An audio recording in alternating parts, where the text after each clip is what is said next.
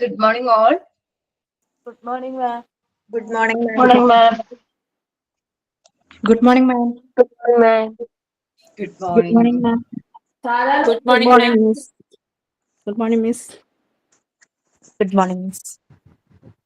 Prayer പറഞ്ഞോ കേട്ടോ. Miss ഞാൻ പറയാം. Dear Lord, in the morning I want to hear your voice. Guide me through my day and fill my heart with your love. Amen. China thought of the day.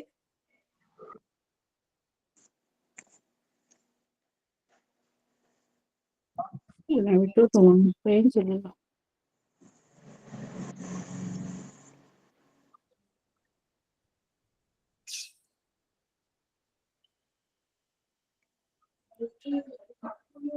Sign in a thought of the day. ഞാൻ പറയാം. Every new day is another chance to change your life. കേട്ടില്ല? Every new day is another chance to change your life. കേട്ടോ.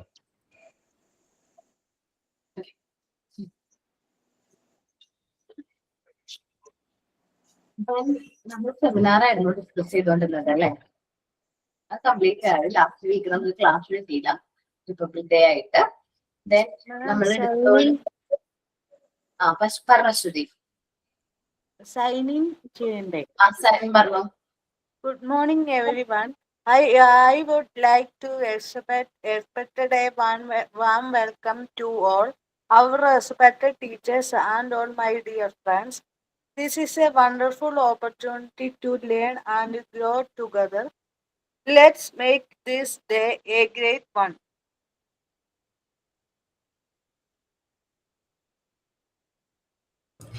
Okay, നമ്മള് last ക്ലാസ്സിൽ discuss ചെയ്ത chapter first aid ആയിരുന്നു അല്ലേ? ഓർമ്മയുണ്ടോ?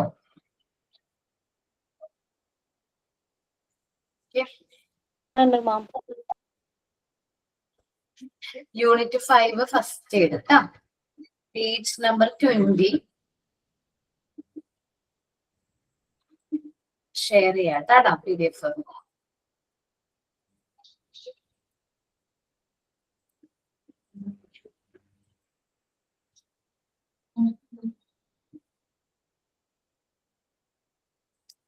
ഓക്കെ, അപ്പോ നമ്മള് ഫസ്റ്റ് എയ്ഡിനെ കുറിച്ച് സംസാരിച്ചു. എന്തെല്ലാം എസെൻഷ്യൽസ് ആണ് ഒരു ഫസ്റ്റ് എയ്ഡ് കിറ്റിൽ വേണ്ടത് എന്ന് പറഞ്ഞു. നിങ്ങളോട് എല്ലാവരോടും വീട്ടിൽ ഫസ്റ്റ് എയ്ഡ് കിറ്റ് മെയിൻറ്റെയിൻ ചെയ്യുന്നത് നല്ലതായിരിക്കും എന്ന് പറഞ്ഞു. ഇത്രയും കാര്യങ്ങളല്ലേ ലാസ്റ്റ് ക്ലാസ്സിൽ പറഞ്ഞു നിർത്തിയത്? അതെ മാം. അതെ മാം. ഓക്കെ, ദെൻ നമ്മള് ഇനി ഡിസ്കസ് ചെയ്യാൻ പോകുന്നത് duties of A first aid unit. First aid യൂണിറ്റിന്റെ ഡ്യൂട്ടീസ് ആണ്. ഫസ്റ്റ് എയ്ഡ് എപ്പോഴാണ് നമ്മൾ കൊടുക്കേണ്ടത്? ആക്സിഡന്റ് സംഭവിച്ച് ഏതാനും നിമിഷങ്ങൾക്കുള്ളിൽ നമ്മൾ എന്ത് ചെയ്യണം? ഫസ്റ്റ് എയ്ഡ് പ്രൊവൈഡ് ചെയ്യണം. നമുക്കറിയാം ആ ഒരു ആക്സിഡന്റ് സംഭവിച്ച ഫസ്റ്റ് 2 hours നമ്മൾ ഗോൾഡൻ അവേഴ്സ് എന്നാ പറയുന്നത്. ഒരു പേഷ്യന്റ് ജീവിതത്തിലേക്ക് വരണോ വേണ്ടയോ എന്ന് തീരുമാനിക്കുന്നത് ഈ ഗോൾഡൻ അവേഴ്സ് ആണ്. സോ വളരെ ഇമ്പോർട്ടന്റ് ആയിട്ടുള്ള ടൈം പീരീഡ് ആണ്. നമ്മൾ ഇമ്മീഡിയറ്റ് ആയിട്ട് അവർക്ക് വേണ്ട ഫസ്റ്റ് എയ്ഡും കാര്യങ്ങളും പ്രൊവൈഡ് ചെയ്യേണ്ട ഒരു ടൈമാണ്. To give the first aid instantly at the time of needed. നമുക്ക് എപ്പോഴാണ് ആ പേഷ്യന്റ് അല്ലെങ്കിൽ ആ ഒരു ആക്സിഡന്റ് സംഭവിക്കുന്നത് ആ സമയത്ത് തന്നെ നമ്മൾ എന്ത് ചെയ്യാനായിട്ട് ശ്രമിക്കണം? ഫസ്റ്റ് എയ്ഡ് കൊടുക്കാനായിട്ട് ശ്രമിക്കണം. ദെൻ ഒരു സ്കൂളിനെ സംബന്ധിച്ച് ഫസ്റ്റ് എയ്ഡ് മെറ്റീരിയൽസ് വേണം. നമ്മുടെ കയ്യിൽ ഫസ്റ്റ് എയ്ഡ് കിറ്റ് ഉണ്ടാവണം. ആ കിറ്റില് ഫസ്റ്റ് എയ്ഡ് മെറ്റീരിയൽസ് എല്ലാം ഇൻക്ലൂഡഡ് ആയിരിക്കണം. ഓക്കെ, ഫസ്റ്റ് എയ്ഡ് മെറ്റീരിയൽസ് എല്ലാം അതിൽ ഇൻക്ലൂഡഡ് ആയിരിക്കണം. ഇനി നമ്മളൊരു ഫസ്റ്റ് എയ്ഡ് യൂണിറ്റ് ആണ്, ഫസ്റ്റ് എയ്ഡിന്റെ യൂണിറ്റ് ആണ്, നമ്മുടെ ഡ്യൂട്ടി ആണ് ഇഞ്ചുറീസ് സംഭവിക്കാനുള്ള കാരണങ്ങൾ ഒഴിവാക്കുക. ഇപ്പൊ കുട്ടികൾ ഗ്രൗണ്ടിൽ കളിക്കുന്ന സൈഡിലായിട്ട് കുറച്ച് പൊട്ടിയ ഗ്ലാസ് ഒക്കെ ഉണ്ടെന്ന് വിചാരിക്കും. പൊട്ടിയ ഗ്ലാസ് ഒക്കെ കൂട്ടിയിട്ടുണ്ട്. അപ്പൊ കുട്ടികൾ എങ്ങാനും കളിക്കുമ്പോൾ അറിയാതെ മുറിവ് സംഭവിക്കാനുള്ള ചാൻസ് ഉണ്ട്. സോ നമ്മളുടെ ഡ്യൂട്ടിയാണ് ആ കോസസ് ഓഫ് ഇഞ്ചുറി റിമൂവ് ചെയ്യുക. അങ്ങനെ വരുന്ന ഇഞ്ചുറീസിന്റെ കാരണങ്ങൾ ഒഴിവാക്കുക എന്നുള്ളത്. Okay, then control the bleeding from injury. ഇതിലിപ്പോ ചെറിയ മുറിവുകൾ സംഭവിച്ചാലും ആ മുറിവിലൂടെയുള്ള ബ്ലീഡിങ് നമ്മൾ എന്ത് ചെയ്യണം, കൺട്രോൾ ചെയ്യണം, നല്ല രീതിയിൽ വാഷ് ചെയ്യുക. എന്നിട്ട് നമ്മൾ എന്ത് ചെയ്യാം, ബാൻഡേജ് ചെയ്ത് കൊടുക്കേണ്ട ഉത്തരവാദിത്തം ആർക്കാണ്, നമുക്കാണ്. ഇനി ഒരു കുട്ടി പെട്ടെന്ന് അവനെന്ത് ചെയ്യാം,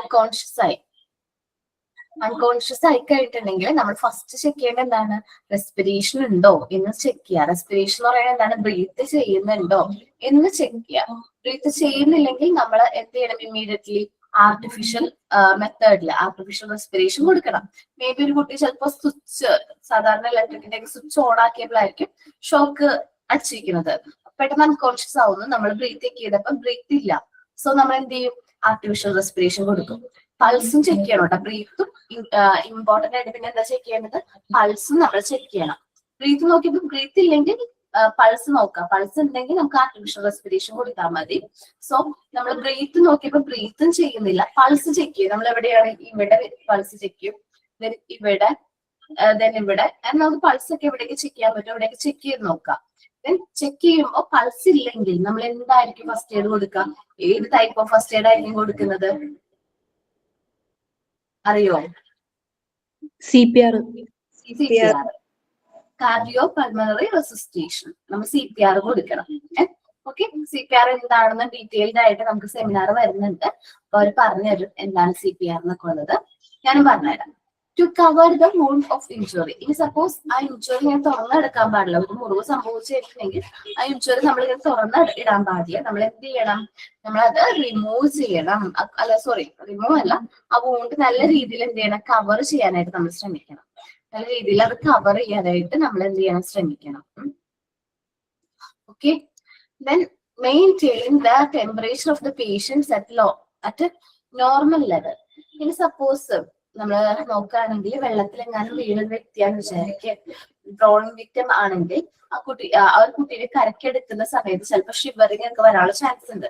സോ ബോഡി എപ്പോഴും, പേഷ്യന്റിന്റെ ബോഡി എപ്പോഴും നോർമൽ ടെമ്പറേച്ചറിൽ മെയിൻറ്റെയിൻ ചെയ്യാനാണ് നോക്കേണ്ടത്. ഓക്കെ, ഇത്രയും കാര്യങ്ങൾ മനസ്സിലായോ? ഫസ്റ്റ് എയ്ഡ് കൊടുക്കുന്ന വ്യക്തികളുടെ ഉത്തരവാദിത്തമാണ് ഈ പറഞ്ഞത്.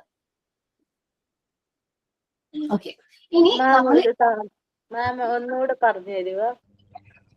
ഓക്കേടാ, ലെഫ്റ്റ് ആയി പോയോ? ഇല്ല, എനിക്ക് അത് രണ്ടുമൂന്നെണ്ണം മനസ്സിലായില്ല. Okay, Aswathy first point read ചെയ്ത്. Duty of the first aid unit to give first aid instantly at a time of need. Okay, first aid നമ്മൾ എപ്പോഴാണ് പ്രൊവൈഡ് ചെയ്യേണ്ടത്, ആക്സിഡന്റ് സംഭവിച്ച ആ നിമിഷം തന്നെ നമ്മൾ കൊടുക്കേണ്ട ഇമ്മീഡിയറ്റ് ആയിട്ടുള്ള ട്രീറ്റ്മെന്റിനെയാണ് നമ്മൾ ഫസ്റ്റ് എയ്ഡ് എന്ന് പറയുന്നത്. മനസ്സിലായോ? To contain all the first aid materials.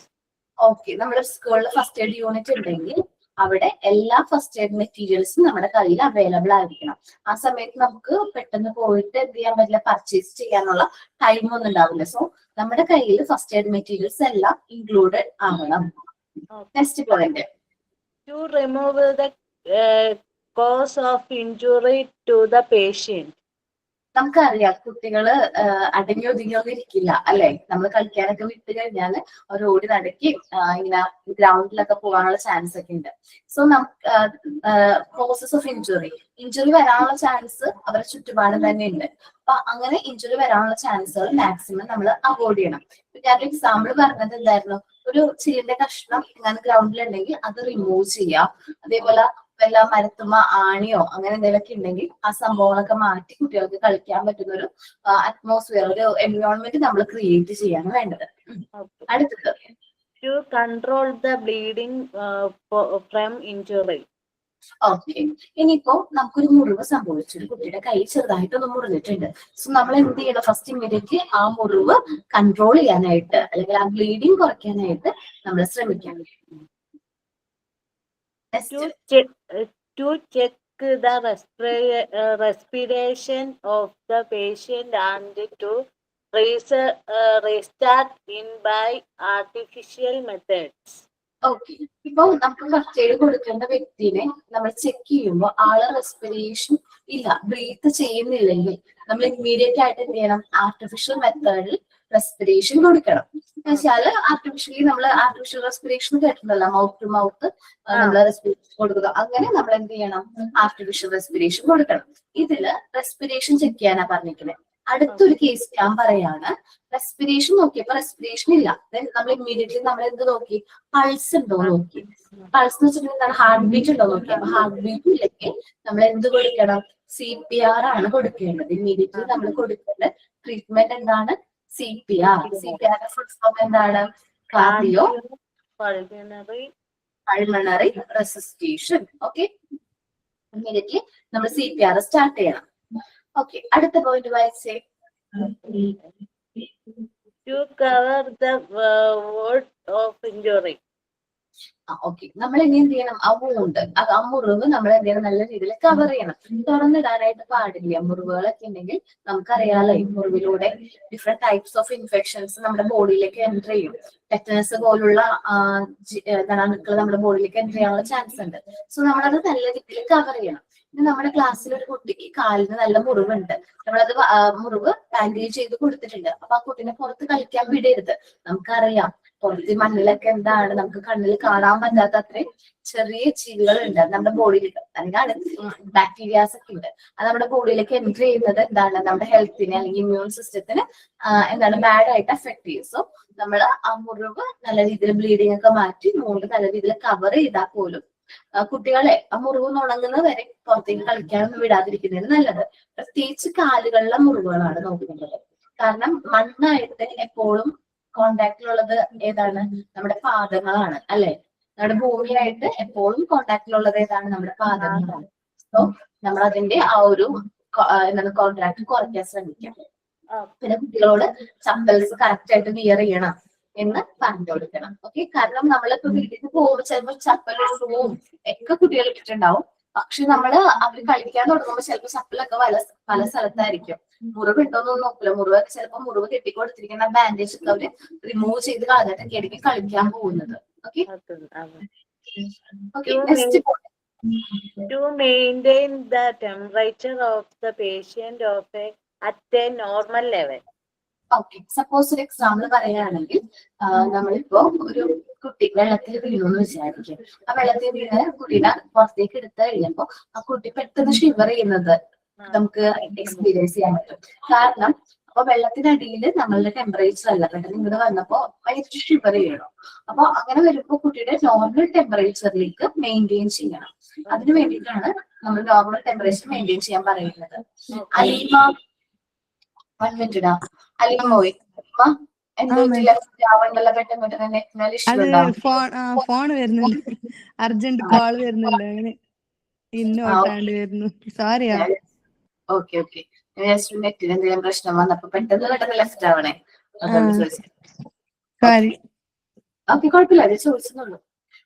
എല്ലാവർക്കും മനസ്സിലായോ എന്തൊക്കെയാണ് ഡ്യൂട്ടീസ് ഓഫ് ഫസ്റ്റ് എയ്ഡ് എന്നുള്ളത്? ഇത് നിങ്ങളുടെ ഓരോരുത്തരുടെയും ഉത്തരവാദിത്തമാണ്. ഈ ഒരു ചാപ്റ്റർ കഴിയുമ്പോൾ ഓരോ ആക്സിഡന്റ് സംഭവിക്കുമ്പോഴും എന്തെല്ലാം ടൈപ്സ് ഓഫ് ഫസ്റ്റ് എയ്ഡ് ആണ് കൊടുക്കേണ്ടത് ഇത് ഞാൻ ചോദ്യം ചോദിക്കും. അപ്പൊ നിങ്ങളത് പറയാനായിട്ട് കേപ്പബിൾ ആയിരിക്കണം കേട്ടോ. ആദ്യം നമ്മൾ first aid necessary and how എന്നുള്ളതിൽ ആദ്യം നമ്മൾ ഡിസ്കസ് ചെയ്യാൻ പോകുന്ന ആക്സിഡന്റ് അല്ലെങ്കിൽ സിറ്റുവേഷൻ എന്ന് പറയുന്നത് ഫെയിന്റിംഗ് ആണ്. ഫെയിന്റിംഗ് എന്താണെന്ന് അറിയാവോ? തല കറങ്ങി വീഴുക. ഓക്കെ, ആരൊക്കെ ഫെയിന്റ് ചെയ്യാറുണ്ട്? ഓക്കെ, ഞാൻ പറയാം. എനിക്ക് ഇടയ്ക്ക് ഫെയിന്റിങ് വരാറുണ്ട്. കാരണം ബ്ലഡ് HP എനിക്ക് വളരെ കുറവാണ്, ഹീമോഗ്ലോബിൻ വളരെ കുറവാണ്. സോ അപ്പം എനിക്ക് ഇടയ്ക്ക് ഫെയിന്റിങ് സംഭവിക്കാറുള്ള ഒരു വ്യക്തിയാണ് ഞാൻ കേട്ടോ. ചിലപ്പോൾ ഇവിടെ ക്ലാസ് എടുക്കായിരിക്കും, പെട്ടെന്ന് എഴുന്നേറ്റാൽ മതി, ഒന്നൊരു ഫാൻ ഇടാനായിട്ട് ചിലപ്പോൾ കുറച്ച് നേരത്തേക്ക് ബ്ലാങ്ക് ആവും. കാരണം എന്താണ്, ചിലപ്പോ സാധാരണ എല്ലാവർക്കും സംഭവിക്കാറുള്ള കാര്യമാണല്ലേ ഫെയിന്റിങ്. അപ്പൊ നമുക്ക് എന്തൊക്കെ ഫീൽ ചെയ്യാറ് പെയിന്റ് ചെയ്യുന്ന സമയത്ത്? തലക്കറക്കം വരുമ്പോ തന്നെ ഇങ്ങനെ വീഴാൻ പോണ, ചെറുതായിട്ട് ഇങ്ങനെ വീഴാൻ പോണ മനസ്സിലാവും. കണ്ണിൽ ഇരുട്ട് കാരണം പോലെ തോന്നും. പിന്നെ വിയർക്കും. Okay okay, വേർക്കാൻ. പിന്നെ കണ്ണിൽ ഇരുട്ട് കയറും, ബാലൻസ് പോകും, വിയർക്കും. വേറെന്തൊക്കെയാ? ഓക്കെ, നമ്മള് ഇങ്ങനെ ഫെയിന്റ് ചെയ്യാൻ തോന്നണോ? അപ്പൊ തല കറങ്ങുമെന്ന് നമുക്ക് തോന്നിക്കഴിഞ്ഞാൽ നമ്മൾ എന്ത് ചെയ്യും? നിങ്ങൾ എന്താ ചെയ്യാം? നിൽക്കുന്നതാണെങ്കിൽ പെട്ടെന്ന് ഇരിക്കൂ. നിൽക്കുകയാണെങ്കിൽ ഇരിക്കും. അത് ഇമ്മീഡിയറ്റ്ലി ചെയ്യണം. കാരണം എന്താണ്, നമ്മൾ നിൽക്കുന്ന സ്ഥലത്ത് നിന്ന് വീണ് കഴിഞ്ഞാൽ നമുക്ക് ഇഞ്ചുറീസ് സംഭവിക്കുന്നത് കുറച്ച് കൂടുതലായിരിക്കും. പെട്ടെന്ന് പോയി എവിടെയെങ്കിലും തല്ലിടിച്ച് കഴിഞ്ഞിട്ടുണ്ടെങ്കിൽ അത് നമുക്ക് കുറച്ചും കൂടി കുറച്ചും കൂടി ബ്ലീഡിങ്ങും കാര്യങ്ങളൊക്കെ വരാനുള്ള ചാൻസ് ഉണ്ട്. സോ ഇരുന്നിട്ട് വീഴാണെങ്കിൽ അത്രയും പ്രശ്നം പറ്റില്ല. ഞാൻ ഒരു കാര്യം പറയട്ടെ. കഴിഞ്ഞ ദിവസം എന്ന് വെച്ചാൽ അത്യാവശ്യം ഒത്തിരി നാളൊന്നും ആയിട്ടില്ല, കുറച്ച് നാളായിട്ടുള്ളൂ. ഞങ്ങളുടെ വീടിന്റെ അടുത്തൊരു ചേട്ടൻ കുളിച്ചുകൊണ്ടിരുന്നപ്പോ ബാത്റൂമിൽ കുളിച്ചോണ്ടിരിക്കുകയായിരുന്നു. അപ്പൊ എന്ത് ചെയ്തു, ഫെയിന്റ് ചെയ്തു, ബോധക്ഷയം സംഭവിച്ചു. കുറെ നേരമായിട്ട് ഇവര് എന്ത് ചെയ്തു, വീട്ടില് അരമണിക്കൂർ എങ്ങാണ്ടായി ഈ ചേട്ടൻ കുളിക്കാൻ കയറിയിട്ട്. ഷവറിന്റെ സൗണ്ട് കേൾക്കുന്നുണ്ട്. അപ്പൊ വീട്ടുകാർ വിചാരിച്ച് ചിലപ്പോ കുളിക്കായിരിക്കും. നൈറ്റ് ഡ്യൂട്ടി കഴിഞ്ഞിട്ട് വന്നതാണ്. എന്നിട്ട് കുളിക്കാൻ വേണ്ടി കയറിയതാണ്. നൈറ്റ് ഡ്യൂട്ടി കഴിഞ്ഞിട്ട് വന്നതാണ്. അപ്പൊ രാവിലെ അല്ലേ വന്നിരിക്കുന്നത്. ആ കുളിക്കാൻ കയറിയിട്ട് കുറെ നേരമായിട്ട് ഇറങ്ങുന്നില്ല. അപ്പൊ ഈ ചേട്ടന് മൂത്തത് ഒരാൺകുട്ടിയാണ്. അപ്പൊ ആ ചേട്ടൻ കുറെ നേരം ഇങ്ങനെ വിളിച്ചു നോക്കിയിട്ടും ആള് റെസ്പോണ്ട് ചെയ്യുന്നുണ്ടായിരുന്നില്ല. അപ്പൊ എന്തോ ഒരു പന്തികേട് തോന്നിയപ്പോ എന്ത് ചെയ്തു, വാതിൽ തുറന്ന് അകത്ത് കയറി. അവർ കണ്ട കാഴ്ച എന്ന് വെച്ചാല് ഈ ചേട്ടൻ അവിടെ ബോധക്ഷയം സംഭവിച്ചിട്ടുണ്ടായിരുന്നു. തല ചെന്ന് എന്തിലിടിച്ചു, ബാക്കിലത്തെ വശമാണ് ചെന്ന് നമ്മള് എന്താ പറയാ സിങ്ക് പോലത്തെ സംഭവം ഉണ്ടായിരുന്നു, ക്ലോസറ്റോ സിങ്കോ, അതിലിടിച്ചിട്ട് ഒരുപാട് ബ്ലഡ് നഷ്ടപ്പെട്ടിട്ടുണ്ടായിരുന്നു. ഓക്കെ, ബ്ലഡ് നഷ്ടപ്പെട്ടിട്ടുണ്ടായിരുന്നു. പക്ഷെ എമർജൻസി ആയിട്ട് ഹോസ്പിറ്റലിൽ കൊണ്ടുപോയെങ്കിലും ഒരു 2 ദിവസത്തിനുള്ളിൽ ജീവൻ നഷ്ടപ്പെടുകയാണ് ചെയ്തത്. വെന്റിലേറ്ററിലായിരുന്നു. പിന്നെ ഒന്നും ചെയ്യാൻ പറ്റില്ല എന്ന് ഡോക്ടേഴ്സ് പറഞ്ഞപ്പോ അത് മരണം സംഭവിക്കുക ചെയ്തത്. അപ്പൊ അവിടെ നമുക്ക് നഷ്ടപ്പെട്ടു പോയത് എന്താണ്, ഇമ്മീഡിയറ്റ് ആയിട്ട് നമുക്ക് എന്ത് കൊടുക്കാൻ പറ്റില്ല, ട്രീറ്റ്മെന്റ് കൊടുക്കാൻ പറ്റില്ല. എനിക്ക് തോന്നുന്നു ഒരു 1/2 മണിക്കൂറോളം ബ്ലഡ് ലോസ് ആയിട്ടുണ്ടായിരുന്നു, ബ്രെയിൻ ഡെത്ത് സംഭവിച്ചേട്ടോ. അപ്പൊ അങ്ങനെ വന്നപ്പോഴാണ് ഈ ഒരു പ്രശ്നം സംഭവിച്ചിരിക്കുന്നത്. അപ്പൊ നമ്മള് എപ്പോഴും നമുക്ക് തലകറങ്ങാണ് എന്ന് നമുക്ക് നേരത്തെ മനസ്സിലാവുമല്ലോ അല്ലെ. തലകറക്കം വരുന്നുണ്ടെന്നൊക്കെ ജസ്റ്റ് ഒരു ബാലൻസ് പോകുന്നത് പോലും തലവേദനയൊക്കെ നമുക്ക് തോന്നും. സോ ആ സമയത്ത് നമ്മൾ എന്ത് ചെയ്യാ, ഇരിക്കാൻ ശ്രമിക്കാം. കസേരയിലാണെങ്കിൽ പോലും നമ്മൾ ടേബിളിലേക്ക് ഇരിക്കാൻ ശ്രമിക്കാം. അല്ലെങ്കിൽ എഴുന്നേറ്റ് നിൽക്കുകയാണെങ്കിൽ പെട്ടെന്ന് എവിടെയാണോ ഇരിക്കാൻ പറ്റുന്നത്, അല്ലെങ്കിൽ പെട്ടെന്ന് നമ്മളിങ്ങനെ വീഴാതിരിക്കാൻ പറ്റുന്ന രീതിയിൽ എവിടെയെങ്കിലും ഒന്ന് ചാരി നിൽക്കുകയും ഇരിക്കുകയും ചെയ്യുന്നത് നല്ലതായിരിക്കും അല്ലെ. പിന്നെ ഇപ്പൊ നിങ്ങള് സ്കൂളിലൊക്കെ വർക്ക് ചെയ്യണ സമയത്ത് നമ്മൾ സ്ഥിരം കാണാൻ പോകുന്ന ഒരു കാഴ്ചയായിരിക്കും, ഈ അസംബ്ലിയിൽ നിൽക്കുന്ന സമയത്ത് കുട്ടികൾ എന്ത് ചെയ്യും, ഫെയിന്റ് ചെയ്യും. ഞങ്ങൾക്ക് സ്ഥിരം കണ്ടിരുന്നതാണ്. എന്ന് വെച്ചിട്ടുണ്ടെങ്കിൽ ഇപ്പൊ ഒരു അസംബ്ലിയിൽ ഒരു കുട്ടിയെങ്കിലും ഫെയിൽ ചെയ്യാത്തൊരു ദിവസം ഉണ്ടാവില്ല. ഇപ്പോഴത്തെ CBSE സ്കൂളുകളൊന്നും ഇല്ല, കാരണം അവിടെ ഫുൾ ഇപ്പൊ ഷീറ്റ് വർക്ക് ചെയ്തിട്ട് അതിന്റെ താഴെയാണ് കുട്ടികളെ നിർത്തുന്നത്. എന്നാലും ഈ മോർണിംഗ് ചില കുട്ടികളൊന്നും ബ്രേക്ക്ഫാസ്റ്റ് കഴിക്കില്ല. കറക്റ്റ് ആയിട്ട് ബ്രേക്ക്ഫാസ്റ്റ് ഒന്നും കഴിക്കാതെ ചില കുട്ടികൾ വരും. അവരെന്ത് ചെയ്യും, മോർണിംഗ് ചിലപ്പോൾ അവരുടെ ഫെയിൽ ചെയ്യാനുള്ള ചാൻസ് കൂടുതലാണ്. ബ്രേക്ക്ഫാസ്റ്റ് കഴിച്ചിട്ടില്ല, പ്രോപ്പർ ആയിട്ട് ഒരു ബ്രേക്ക്ഫാസ്റ്റ് കഴിച്ചിട്ടില്ല, അവർക്ക് എനർജി കിട്ടിയിട്ടില്ല. സോ പെട്ടെന്ന് എന്ത് ചെയ്യാനുള്ള ചാൻസ്, ഫെയിൽ ചെയ്യാനുള്ള ചാൻസ് ഉണ്ട്. അപ്പൊ സാധാരണ എന്ത് ചെയ്യും, ഒരു കുട്ടി തലറങ്ങി വീണെന്ന് വിചാരിക്കും, എല്ലാവരും കൂടി ആ കുട്ടിക്ക് ചുറ്റും കൂടും അല്ലെ. കണ്ടിട്ടുണ്ടോ നിങ്ങൾ ആരെങ്കിലും പഠിച്ചിരുന്ന സമയത്തോ? ഇല്ലേ, അങ്ങനെയല്ലേ ചെയ്യാറ്? എല്ലാവരും കൂടി അങ്ങോട്ട് ചുറ്റും കൂടും, എന്താ പറയാ, ഭയങ്കര ചുറ്റും കൂടും അല്ലെ. ടീച്ചേഴ്സ് പറയൂ, പിന്നെ നിങ്ങൾ ഇങ്ങനെ ചുറ്റും കൂടെ കുറച്ച് എയർ കിടക്കട്ടെ എന്ന് പറയും. അപ്പൊ എന്ത് ചെയ്യും, HMO പ്രിൻസിപ്പളോ നമുക്ക് വടി എടുത്തോണ്ട് വരും. എന്നിട്ട് പറയും, നിങ്ങൾക്ക് മാറി ഇന്നേ കുട്ടിക്ക് കുറച്ച് ഫ്രഷ് എയർ കിട്ടണം. ശരിക്കും പറഞ്ഞാൽ അത് നിർബന്ധ. കാരണം എന്താണ്, അവർ പ്രോപ്പർ ആയിട്ട് ട്രീറ്റ് ചെയ്ത് ഫ്രഷ് എയർ കിട്ടണം. അപ്പൊ ഒരു കുട്ടി എന്ത് ചെയ്ത് ഫെയിന്റ് ചെയ്തെന്ന് വെച്ചിട്ടുണ്ടെങ്കിൽ നമ്മൾ ആ കുട്ടീനെ ഫ്രഷ് എയർ കിട്ടുന്ന ഒരു സ്ഥലത്തേക്ക് നമ്മൾ മാറ്റി കിടത്താണ് വേണ്ടത്. പിന്നെ കുറച്ച് കോൾഡ് ആയിട്ടുള്ള വെള്ളം മുഖത്ത് എന്ത് ചെയ്യാം, സ്പ്രിങ്കിൾ ചെയ്യാം, മുഖത്ത് വെള്ളം തെളിക്കാം. സോ പെട്ടെന്ന് ചിലപ്പോ കോൺഷ്യസ് ആവാനുള്ള ചാൻസ് ഉണ്ട്.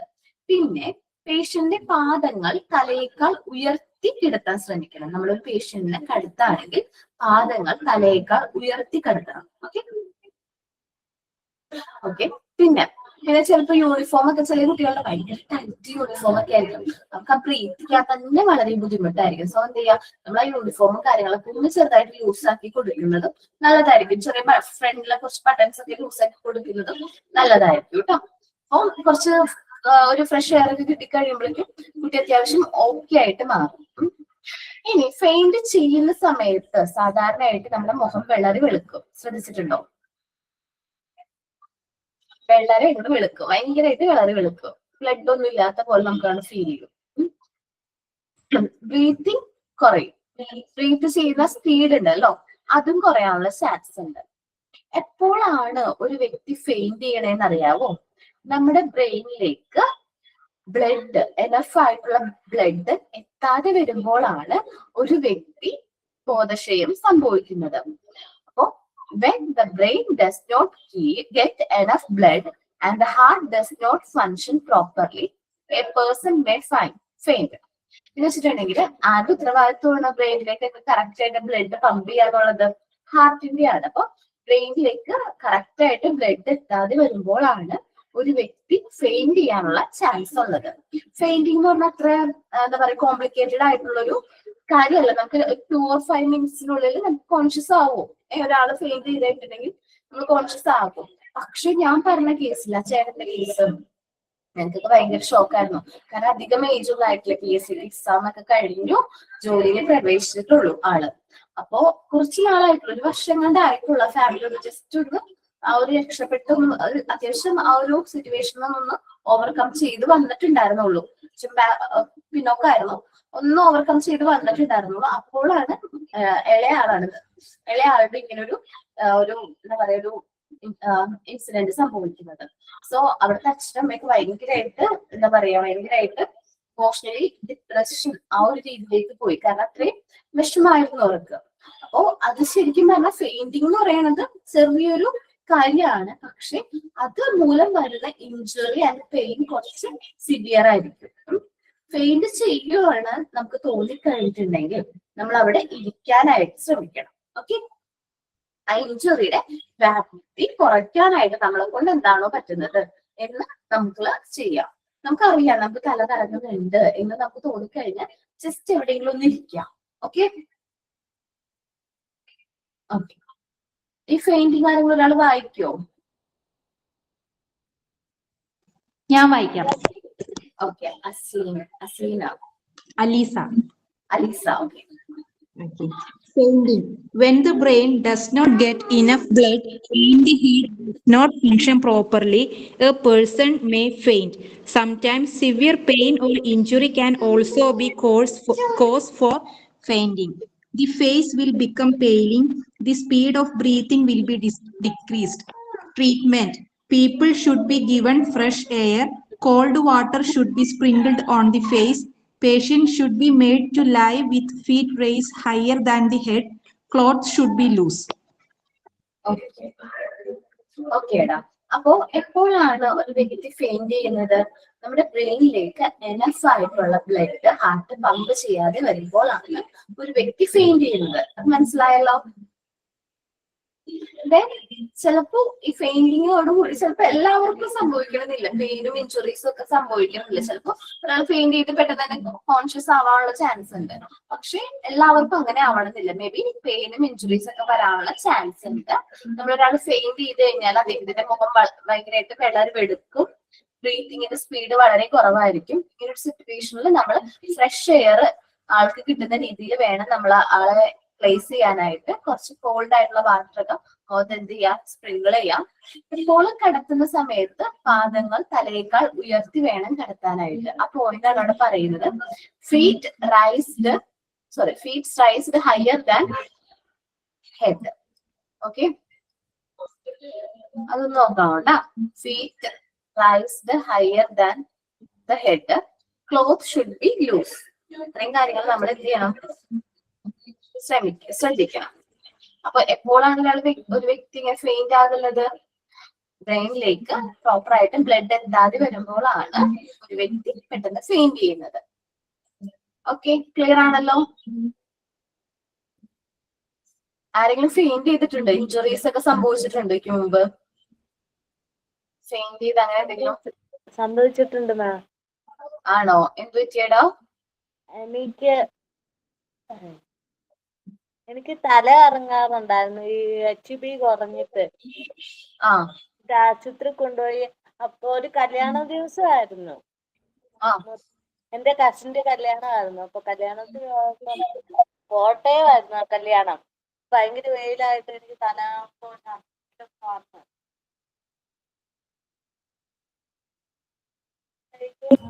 ഞാൻ ഇങ്ങനെ എന്നെ വേർപ്പൊക്കെ ചെയ്ത് ഞങ്ങള് മുണ്ട് കൈയൊക്കെ ഇറങ്ങിയതേ ഉള്ളൂ. അപ്പോഴത്തേക്ക് എനിക്ക് തലകറക്കം വന്നു. ഞാൻ ബാത്റൂമിലായിരുന്നു. തല ഇറങ്ങി പിന്നെ എന്നെ അമ്മ എനിക്ക് കണ്ണനെ കൊണ്ടിരുത്തി. അന്നേരം ഞാൻ ബോധം വിട്ട് വീണു. ഐശ്വര്യ എടാ മൈക്ക് അടുത്ത് പിടിച്ച് സംസാരിക്കൂടാ, ബ്രേക്ക് ആവുന്നുണ്ട്. Okay ma'am. ഇപ്പൊ കേക്കാവോ? ഇപ്പൊ കേക്കാടാ, പറഞ്ഞോ. ഞങ്ങളത് എന്റെ ഒരു കല്യാണമായിരുന്നു കോട്ടയത്ത് വെച്ച്. അപ്പൊ ആ കല്യാണം എന്തോ സോറി മാം. അപ്പൊ ഞാൻ കല്യാണമൊക്കെ ഞങ്ങള് കല്യാണമൊക്കെ കൂടി സദ്യയൊക്കെ ഉണ്ട്. സദ്യ കഴിച്ചില്ല. അന്നേരത്തേക്ക് എന്താ പറയായിരുന്നു, ശ്വാസം മുട്ടലൊക്കെ പോലെ, തലകറങ്ങുന്ന പോലെയൊക്കെ ആയിരുന്നു. പിന്നെ ഞാൻ ഓടിപ്പോയി ഞാൻ എന്റെ അനിയത്തിമാരോട് പറഞ്ഞു, ഞാൻ ഇപ്പൊ വരാം, എനിക്ക് തല കറങ്ങുന്നു, ഞാൻ കുറച്ച് ബാത്റൂമിൽ പോയിട്ട് ഇപ്പൊ വരാന്ന് പറഞ്ഞു. ബാത്റൂമിൽ പോയി അവിടെ തല കറങ്ങുന്ന പോലെ എനിക്ക് തോന്നി. അപ്പൊ ബാധിക്കൊന്നും ആരുമില്ല, പുറത്ത് അമ്മ നിൽക്കുന്നേ. അപ്പൊ തല കറങ്ങി ഞാൻ പിന്നെ എന്നെ അമ്മ കൊറേ മുട്ട് പിടിച്ച്. ഞാൻ പറഞ്ഞു അമ്മ എനിക്ക് തല കറങ്ങുന്നുണ്ടെന്ന് പറഞ്ഞപ്പോ അമ്മ പിടിച്ച് എന്നെ ചേറിൽ കൊണ്ട് ഇരുത്തി. ഇരുത്തിയപ്പോഴത്തേക്കും ഭയങ്കരമായിട്ട് ശ്വാസം മുട്ടലും തല കറങ്ങുന്ന പോലെയൊക്കെയാണ്. തല കറങ്ങി ഞാൻ വീണു, ബോധം കെട്ടി വീണു. വീണിട്ട് കൊറേ അയമോദകവും വെള്ളവും ഒക്കെ തന്നു.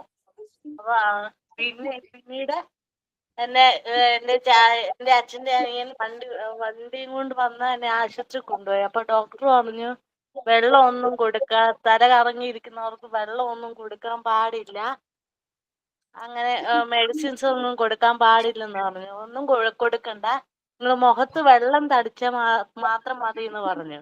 പിന്നെ അവര് ട്രിപ്പ് ഇട്ട് കിടത്തി ഒരു ഗുളികയും തന്ന് ഞാൻ ഓക്കെ ആയി.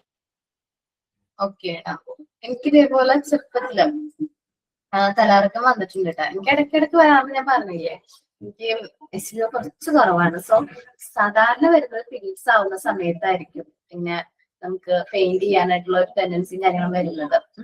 അപ്പൊ എപ്പോഴും അങ്ങനെയാണ്, പീരീഡ്സിന്റെ സമയമാകുമ്പോ എനിക്ക് തലകറക്കമൊക്കെ ഉണ്ട്. അപ്പൊ സാധാരണ കുഴപ്പമുണ്ടാവില്ല. പക്ഷെ ഒരു പ്രാവശ്യം ഞാൻ ഇതേപോലെ വീണ് ശരിക്കും അൺകോൺഷ്യസ് ആയിട്ട് ഞാൻ വീണു, ചെന്ന് ഇടിച്ചു. പക്ഷെ ആ കല്ലുമ്മയായിരുന്നു ഇടിച്ചത്, അത്ര വലിയ പരിക്കൊന്നും ഉണ്ടായിരുന്നു. ചെറുതായിട്ട് മുഴച്ചു അത്ര ഇടാവുള്ളൂ. പക്ഷെ അത് കഴിഞ്ഞപ്പോഴേക്കും ഓക്കെ, ഞാൻ വീണതാണ്. ഞാൻ എങ്ങനെ ഇവിടെ എത്തിയെന്ന് പോലും എനിക്ക് ഓർമ്മയില്ല ആ സമയത്ത്. എങ്ങനെ ഞാൻ ഇവിടെ എത്തി എന്ന് പോലും ഓർമ്മയില്ല. പിന്നെ നമ്മുടെ അടുത്ത് ചെന്നപ്പോ ഓക്കെ ആയി, ഞാൻ അത്യാവശ്യം കുഴപ്പമില്ലായിരുന്നു. പിന്നെ എനിക്കിതിപ്പോ സ്ഥിരമായിട്ടുള്ളതുകൊണ്ട് ഞാൻ ഈ പീരീഡ്സിന്റെ ഒക്കെ സമയത്ത് വണ്ടി യൂസ് ചെയ്യുന്നത് കുറയ്ക്കും. കാരണം എനിക്ക് വണ്ടി ഓടിച്ചുകൊണ്ടിരിക്കുമ്പോൾ ഞാൻ അങ്ങനെ ഫെയിന്റ് ചെയ്താലോ എന്നുള്ള ഭയമുള്ളതുകൊണ്ട് സോ ഞാൻ എന്ത് ചെയ്യും, വണ്ടി പൂർണ്ണമായിട്ട് ഒഴിവാക്കും ആ സമയത്ത്. അപ്പൊ നമ്മൾ ആ ഒരു ഇഞ്ചുറിയുടെ കോഴ്സ് നമ്മൾ കുറയ്ക്കാനായിട്ട് എങ്ങാനും അങ്ങനെ വന്നാലോ എന്നുള്ള ആലോചിച്ചിട്ട് നമ്മളിത് കുറയ്ക്കാൻ ശ്രമിക്കുക. അതേപോലെ പീരീഡ്സിന്റെ സമയത്താണെങ്കിൽ ക്ലാസ് എടുക്കാനും, എനിക്ക് ക്ലാസ് എടുക്കുന്ന സമയത്ത് എങ്ങാനും ഫെയിറ്റ് ആകുമോ എന്നുള്ളൊരു പേടിയുണ്ട്. കാരണം പെട്ടെന്ന് നമ്മൾ എഴുന്നേക്കൊക്കെ ചെയ്യുമ്പോൾ നമ്മള് പെട്ടെന്നായിരിക്കും കണ്ണിൽ ബ്ലഡ് കയറുന്നത്.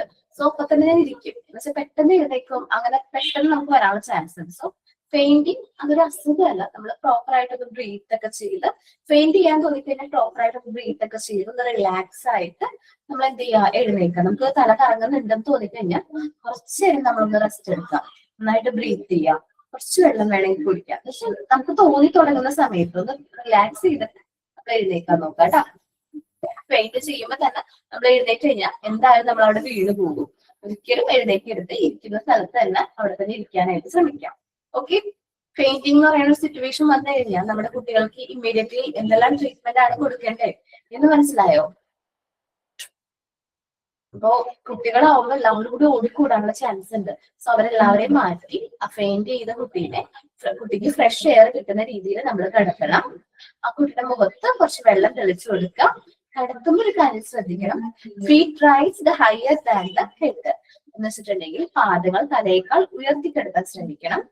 നമ്മള് പിന്നെന്താണ്, ക്ലോത്ത് ഒക്കെ ഭയങ്കര ടൈറ്റ് ആയിട്ട്, ചിലപ്പോൾ യൂണിഫോം ഒക്കെ ആവുമ്പോൾ എന്താണ് ഭയങ്കര ടൈറ്റ് ആയിട്ടുള്ള ക്ലോത്ത് ആയിരിക്കും. ചിലപ്പോൾ ഒന്ന് ചെറുതായിട്ടൊന്ന് റിലാക്സ് ബ്രീത്ത് ഒക്കെ കൂളായിട്ട് ചെയ്യാൻ വേണ്ടിയിട്ട് ഒന്ന് ആ ഒരു കുറച്ച് ബട്ടൺസ് ഒക്കെ ഒന്ന് ഓപ്പൺ ചെയ്ത് കൊടുക്കുകയാണെങ്കിൽ നല്ലതായിരിക്കും. ഓക്കെ, ക്ലിയർ അല്ലേ? ഓക്കെ, ഇനി അടുത്ത ഒരു ആക്സിഡന്റ് ആണ് ബ്ലീഡിങ് അല്ലെ. ബ്ലീഡിങ്ങും ഇതേപോലെ തന്നെയാണ്. ഒരു ടീച്ചറൊക്കെ ആയിട്ട് വർക്ക് ചെയ്യുമ്പോൾ നിങ്ങൾക്ക് മനസ്സിലാവും. ക്ലാസ്സിൽ ആരെങ്കിലും കൈ ഒന്നും മുറിയാനുള്ള ചാൻസ് ഉണ്ട്. എപ്പോഴാണ് ബ്ലീഡിങ് സംഭവിക്കുന്നത്? നമ്മുടെ ആർട്ടറി, വെയിൻ, കാപ്പിലറി ഒക്കെ ചെറിയൊരു കട്ട് സംഭവിക്കുമ്പോഴാണ് ബ്ലീഡിങ് വരുന്നത് അല്ലെ. ബ്ലഡ് നമ്മളുടെ പോകുന്നത് ജസ്റ്റ് ചെറിയ കട്ടായിരിക്കും, പക്ഷെ ബ്ലഡ് ചിലപ്പോൾ ഒരുപാട് പോകും. അങ്ങനെ ബ്ലഡ് പോയി എന്താണ് നമുക്കത് കോംപ്ലിക്കേറ്റഡ് ആവാനുള്ള ചാൻസ് ഉണ്ട്. സോ ജസ്റ്റ് ഒരു എക്സാമ്പിൾ ഞാൻ പറയാണ്. അത് വേണ്ട, ഇവിടെയാണ് ഒരു മുറിവ് സംഭവിക്കണമെന്ന് വിചാരിക്കുക. അത് വേണ്ട, ഇവിടെയാണ് മുറിവ് സംഭവിക്കണമെങ്കിൽ ഞാൻ ഇങ്ങനെ ഇടുകയാണെങ്കിൽ ഇല്ലേ, ഇവിടെ മുറിവ് സംഭവിച്ചു. സോ ഞാൻ ഇങ്ങനെ താഴത്തേക്ക് ഇടണം. ഒരുപാട് ബ്ലഡ് ഇങ്ങനെ ഫ്ലോ ആയിട്ട് താഴത്തേക്ക് പോകാനുള്ള ചാൻസ് ഉണ്ട്. ഓക്കെ, മനസ്സിലായോ? ജസ്റ്റ് ഒരു എക്സാമ്പിൾ അവിടെ എപ്പോഴും അറിയാൻ മതി. ഇവിടെ ബ്ലീഡിങ്, ഇവിടെ മുറിവ് സംഭവിച്ചു എന്ന് വിചാരിക്കുക. സോ നമ്മൾ താത്തിടുകയാണെങ്കിൽ ഇതിലൂടെ ഒരുപാട് ബ്ലഡ് എന്ത് ചെയ്യും, പോകാനുള്ള ചാൻസ് ഉണ്ട്. നമ്മുടെ ബോഡിയിൽ ഒരുപാട് ബ്ലഡ് നഷ്ടപ്പെടാനുള്ള ചാൻസ് ഉണ്ട്. സോ അങ്ങനെ വരാതിരിക്കാൻ നമ്മൾ ശ്രമിക്കണം. ഇവിടെ ബ്ലീഡിങ് ഇവിടെ അല്ലെങ്കിൽ മുറിവ് ഇവിടെ സംഭവിച്ചിട്ടുണ്ടെങ്കിൽ നമ്മൾ താത്തിയിടരുത്. അത് എന്ത് ചെയ്യണം, ഉയർത്തിപ്പിടിക്കാൻ ശ്രമിക്കണം. കൈ എന്ത് ചെയ്യണം, ഉയർത്തിപ്പിടിക്കാനായിട്ട് ശ്രമിക്കണം. അപ്പൊ എന്താണ്, ഒറിജിനൽ പൊസിഷനിൽ കുറച്ച് ഉയർത്തിപ്പിടിക്കുകയാണെങ്കിൽ ആ ബ്ലഡ് നഷ്ടപ്പെടുന്നത് നമുക്ക് ഒരു പരിധി വരെ എന്ത് ചെയ്യാൻ പറ്റും, കുറയ്ക്കാനായിട്ട് പറ്റും. അപ്പോ injured part should be up above its original position. Original പൊസിഷനിൽ നിന്ന് നമ്മൾ ഇൻജേർഡ് പാർട്ട് നമ്മൾ ഉയർത്തിപ്പിടിക്കാനായിട്ട് ശ്രമിക്കണം. ഓക്കെ, പിന്നെ skin should be readjust and wash with cold water. നമ്മൾ അറിയാലേ, മുറിവ് ചിലപ്പോൾ വീണിട്ടൊക്കെയാണ് മുറിവ് സംഭവിച്ചിരിക്കുന്നെങ്കിൽ അവിടെ പൊടിയും മണ്ണും കാര്യങ്ങളൊക്കെ വന്നിരിക്കാനുള്ള ചാൻസ് ഉണ്ട്. സോ നമ്മൾ ആ സ്കിന്ന് നല്ല രീതിയിൽ വാഷ് ചെയ്യണം. കോൾഡ് വാട്ടർ യൂസ് ചെയ്യണം, വാഷ് ചെയ്യണം. ടിഞ്ചർ ഓർ അയഡിൻ, മുറിവുകളിൽ നമ്മൾ യൂസ് ചെയ്യുന്ന ഓയിന്റ്മെന്റ്സ് ഉണ്ടല്ലോ, അതൊക്കെ അപ്ലൈ ചെയ്തിട്ട് നമ്മൾ കറക്റ്റ് ആയിട്ട് അത് എന്ത് ചെയ്യണം, ബാൻഡേജ് ചെയ്ത് കൊടുക്കണം. നമ്മൾ ഒരിക്കലും മുറിവുകൾ തുറന്നിടരുത്. ഓക്കെ, നോർമലി നമ്മൾ ഓപ്പൺ ആയിട്ട് ഇടരുത്. കാരണം ഞാൻ പറഞ്ഞില്ലേ, കാലിനൊക്കെ ചെറിയ മുറിവ് സംഭവിച്ചാലും ആ മുറിവിലൂടെ ഒരുപാട് ചാൻസ് നമ്മുടെ ബോഡിയിലേക്ക് എൻ്റർ ആവാനുള്ള ചാൻസ് ഉണ്ട്. ഓക്കെ, അപ്പൊ അങ്ങനെ മുറിവുകൾ സംഭവിക്കുന്നത് മുറിവുകൾ സംഭവിച്ചാലും പരമാവധി നമ്മൾ അത് എന്ത് ചെയ്യണം, കറക്റ്റ് ആയിട്ട് ബാൻഡേജ് ചെയ്ത് കൊടുക്കണം. അപ്പൊ നമ്മുടെ ക്ലാസ്സിൽ ഒരു കുട്ടിക്ക് മുറിവ് സംഭവിച്ചു കഴിഞ്ഞാൽ നമ്മുടെ ഉത്തരവാദിത്തമാണ് പ്രോപ്പർ ആയിട്ട് ആ ബ്ലീഡിങ് സ്റ്റോപ്പ് ചെയ്യുക, പ്രോപ്പർ ആയിട്ടുള്ള ബാൻഡേജ് ചെയ്ത് കൊടുക്കുക എന്നുള്ളത് ആരുടെ ഉത്തരവാദിത്തമാണ്? നമ്മൾ ഓരോരുത്തരുടെയും ഉത്തരവാദിത്തമാണ്. ഓക്കെ, ഒരാൾ റീഡ് ചെയ്ത് bleeding.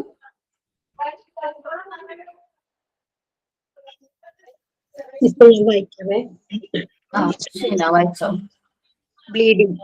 When there is some injury or cut in capillary, artery or vein, there will be bleeding. Treatment. The injured part should be up above its original position. Skin should be readjusted and washed with cold water. Tincture or iodine should be applied and bandaged tightly.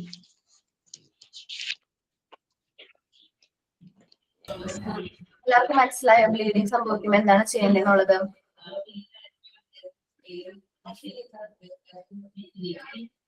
Then നമ്മള് ഇനി discuss ചെയ്യാൻ പോകുന്നത് snake biting ആണ് കേട്ടോ. നിങ്ങൾ കാണുന്ന എല്ലാ പാമ്പുകളും ഇല്ലേ, നമ്മളുടെ ചുറ്റുപാടുള്ള എല്ലാ സ്നേക്സും വെനമസ് സ്നേക്ക് ആണോ? വെനമസ് സ്നേക്ക് എന്ന് പറഞ്ഞിട്ടുണ്ടെങ്കിൽ വിഷമുള്ള സ്നേക്സ് ആണോ എല്ലാ പാമ്പുകളും? അല്ലല്ലോ, നമ്മൾ കാണുന്ന ഭൂരിഭാഗം സ്നേക്സും വെനമസ് സ്നേക്ക് അല്ല. പക്ഷെ പാമ്പ് എന്ന് പറയുമ്പോൾ തന്നെ ഉള്ളിലൊരു ഭയം വരും അല്ലെ. സ്നേക്സ് എന്ന് പറയുമ്പോൾ തന്നെ ഒരു ചെറിയ ഭയം വരില്ലേ?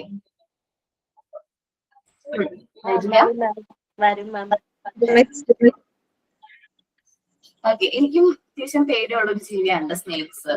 കാരണം എന്റെ വീട് ചെറിയൊരു ഗ്രാമപ്രദേശത്താണ്. ഇവരും ഞങ്ങളും കോഎക്സിസ്റ്റന്റ്. സ്നേക്സും എന്താ പറയാ, മനുഷ്യരെ അവിടെ കോഎക്സിസ്റ്റന്റ് എപ്പോഴും കാണാൻ പറ്റും.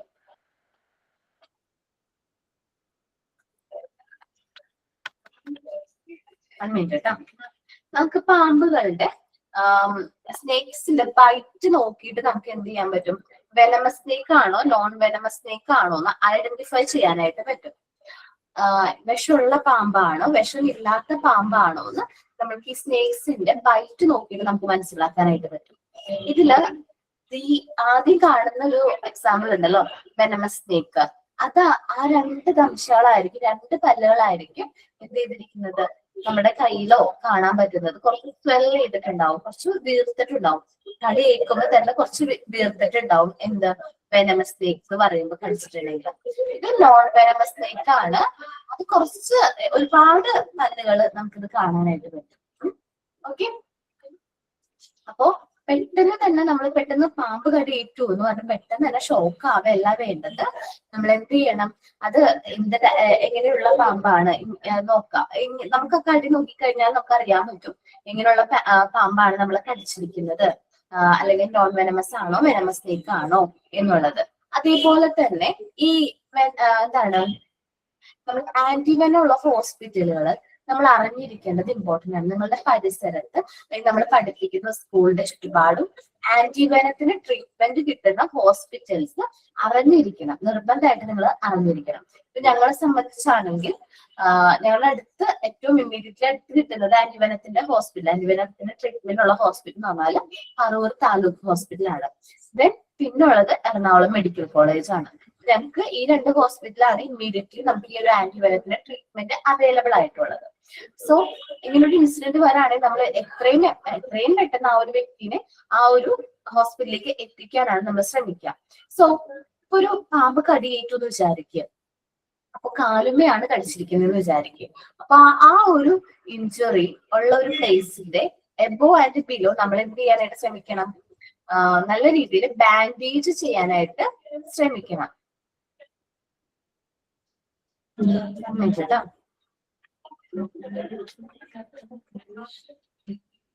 മാം നമ്മളിപ്പോ പാമ്പ് കടിച്ചാലേ ആ മുറിവിന്റെ അവിടെ തുണി മുറുക്കി കെട്ടി ആ മുറിവിന്റെ ആ ഭാഗത്ത് നിന്ന് താഴോട്ട് പറയണമെന്ന് പറയല്ലേ ശരിയടാ, എനിക്കില്ലേ മോൻ പറയുന്നതൊന്നും ക്ലിയർ ആയിട്ട് കേൾക്കുന്നില്ല. മാം ഇപ്പം പാമ്പ് കടിച്ചാലേ പറഞ്ഞോ.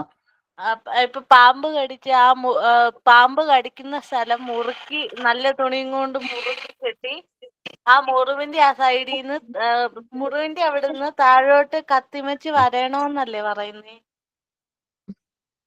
അത് അങ്ങനെ ചെയ്യാൻ പാടില്ലെന്നാണ് പറയുന്നത്.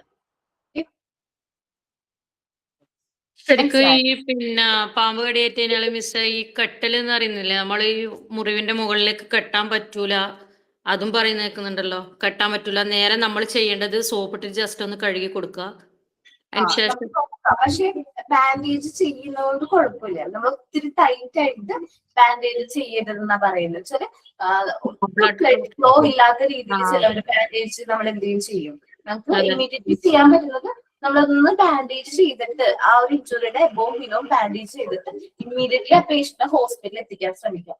ചില ആൾക്കാര് ഈ ഫുള്ളായിട്ട് എന്ത് ചെയ്യും, ബാൻഡേജ് ചെയ്യും. അങ്ങനെ ചെയ്ത് കഴിഞ്ഞാല് താഴത്തേക്കില്ല ബ്ലഡ്. ഇപ്പൊ കാലിലാണെങ്കിൽ അവിടുത്തെ ബ്ലഡ് ഫ്ലോ ഫുള്ളായിട്ട് സ്റ്റോപ്പ് ആയിട്ട് ആ ഒരു പാർട്ടിന് സെൻസേഷൻ കിട്ടാത്ത രീതിയിലാകും. പിന്നെ നമ്മളത് മുറിച്ച് കളയേണ്ടേക്കായിട്ട് വരും. അങ്ങനെ ചെയ്യാതിരിക്കാനാണ് ഇപ്പൊ എല്ലാവരോടും പറയുന്നത്. അറിയുന്നവർക്ക് ചെയ്യുന്നതുകൊണ്ട് കുഴപ്പമില്ല. അപ്പോ അത്യാവശ്യം നല്ല രീതിയിൽ ഫസ്റ്റ് എയ്ഡ് കാര്യങ്ങൾ കൊടുക്കാൻ അറിയുന്നവർ ബാൻഡേജ് കിട്ടുന്നതുകൊണ്ട് കുഴപ്പമുണ്ടാവില്ല. അല്ലാത്ത ഒരു വ്യക്തിയാണ് അങ്ങനെ ചെയ്യുന്നതിൽ പ്രശ്നമാണ്. അതേപോലെ തന്നെ നമ്മുടെ ടെസ്റ്റിൽ ഇപ്പോ ഷാർപ്പായിട്ടുള്ള നൈഫ് യൂസ് ചെയ്ത് കട്ട് ചെയ്ത് അതിലൂടെ ബ്ലഡ് ഫ്ലോ ചെയ്യണമെന്ന് പറയുന്നുണ്ട്. അതിനോട് ഞാൻ നേരെ ഓപ്പോസിറ്റ് ആണ്, അങ്ങനെ ചെയ്യരുത്. ഓക്കെ, അങ്ങനെ ഒരു കാരണവശാലും ചെയ്യരുത്. ഇപ്പൊ സപ്പോസ് നമ്മള് പാമ്പ് കടിച്ചിരിക്കുന്നത് നോൺ വെനമസ് സ്നേക്കാന്ന് വിചാരിക്കും, വിഷമില്ലാത്തൊരു പാമ്പാണ്. പക്ഷെ നമുക്ക് ആകെ 2 പല്ലുകൾ മാത്രമേ കാണുന്നുള്ളൂ എന്ന് വിചാരിക്കും. സോ നമ്മൾ എന്ത് ചെയ്യും, ഇത് വെനമസ് സ്നേക്കാന്ന് പറഞ്ഞാൽ ഒരുപാട് ബ്ലഡ് അങ്ങോട്ട് ലോസ് ആയി പോകും. സോ ആ ഒരു വ്യക്തിക്ക് വിഷം അദ്ദേഹത്തിന്റെ ബോഡി ചെന്നായിരിക്കില്ല മരണം സംഭവിക്കുന്നത്. ഇമ്പോർട്ടന്റ് ആയിട്ടുള്ള നെർവ്സോ വെയിൻസോ കാര്യങ്ങളോ കട്ടായിട്ട് ബ്ലഡ് പോയിട്ടായിരിക്കും മരണം സംഭവിക്കുന്നത്. സോ നമ്മൾ അങ്ങനെ ചെയ്യണ്ട. ഇത് നമ്മുടെ ടെസ്റ്റിൽ അങ്ങനെ പറഞ്ഞിട്ടുണ്ട്, ഷാർപ്പ് എഡ്ജ് നൈഫ് യൂസ് ചെയ്ത് കട്ട് ആ മുറിവ് എൻലാർജ് ചെയ്ത് അതിലൂടെ ബ്ലഡ് ഫ്ലോ ചെയ്യിപ്പിക്കണം എന്ന് പറഞ്ഞിട്ടുണ്ടെങ്കിലും നിങ്ങൾ അങ്ങനെ ചെയ്യണ്ട. നമുക്ക് ഇമ്മീഡിയറ്റ്ലി ഒരു അത്യാവശ്യം നല്ല രീതിയിലൊരു ബാൻഡേജ് പോലൊരു അത്യാവശ്യം ഒരു ക്ലോത്ത് എടുത്ത് ബാൻഡേജ് പോലെ കെട്ടാം. എന്നിട്ട് അവരെ ഇമ്മീഡിയറ്റ്ലി ഹോസ്പിറ്റലിൽ എത്തിക്കാൻ ശ്രമിക്കാം. നമ്മുടെ അടുത്ത് ഏറ്റവും അടുത്ത് എവിടെയാണോ ആന്റിവെനം ഉള്ള ഹോസ്പിറ്റൽ ആ ഒരു ഹോസ്പിറ്റലിലേക്ക് എത്തിക്കാൻ ശ്രമിക്കാം. പേഷ്യന്റിനെ നോട്ട് അലൗ സ്ലീപ്പ് ചെയ്യാനായിട്ട്, ഉറങ്ങി പോവാതിരിക്കാൻ നമ്മൾ ശ്രമിക്കണം. പെട്ടെന്ന് അവർക്ക് ബോധക്ഷയം അല്ലെങ്കിൽ അൺകോൺഷ്യസ് ആവാനുള്ള ചാൻസ് ഉണ്ട്. അൺകോൺഷ്യസ് ആയാലും ട്രീറ്റ്മെന്റിനോട് പ്രതികരിക്കില്ല. സോ അവരെ എന്ത് ചെയ്തിട്ട് നമ്മൾ അൺകോൺഷ്യസ് ആവാനായിട്ട് അലോ ചെയ്യരുത്, ഉറങ്ങാനായിട്ട് അലോ ചെയ്യരുത്. അപ്പൊ നമുക്ക് ഈ കവളത്ത് രണ്ട് രീതിയിൽ നല്ല രീതിയിൽ എന്ത് ചെയ്ത് കൊടുക്കുക, ക്ലാപ്പ് ചെയ്ത് കൊടുക്കുക. ആളോ ഉറങ്ങാതിരിക്കാൻ വേണ്ടിയിട്ട് ഞാൻ നല്ല രീതിയിൽ എന്ത് ചെയ്യാം, ക്ലാപ്പ് ചെയ്യാം. ഞാനിപ്പോ പതുക്കെയാണ്, പക്ഷെ നല്ല ഇതില് രീതിയിൽ അടിച്ചാലായിരിക്കും ചിലപ്പോൾ ഒരു അൺകോൺഷ്യസ് ആവാതിരിക്കാം. ദെൻ അവർ നടത്തിക്കൊണ്ട് പോവാനായിട്ട് പാടില്ല, കടത്തിക്കൊണ്ട് പോവാനായിട്ട് പാടില്ല. എന്ന് വെച്ചാൽ കടത്തിക്കൊണ്ട് പോയി കഴിഞ്ഞാൽ ബോഡി റിലാക്സ് ആയി. സോ പോയിസൺ ആയിട്ടുള്ള ബ്ലഡ് നമ്മുടെ ബോഡിയിലെ ഭൂരിഭാഗം പാർട്സിലേക്കും പെട്ടെന്ന് എത്തും. സോ നമ്മൾ എന്ത് ചെയ്യരുത്, കടത്തിക്കൊണ്ട് ഒരു കാരണവശാലും പോകരുത്. നടത്തിക്കൊണ്ട് പോയി ഇരുത്തിയാണെങ്കിൽ കൊണ്ടുപോകണമെങ്കിലും കുഴപ്പമില്ല. നമ്മൾ ആംബുലൻസിൽ ഇരുത്തി കൊണ്ടുപോയാലും കുഴപ്പമൊന്നുമില്ല.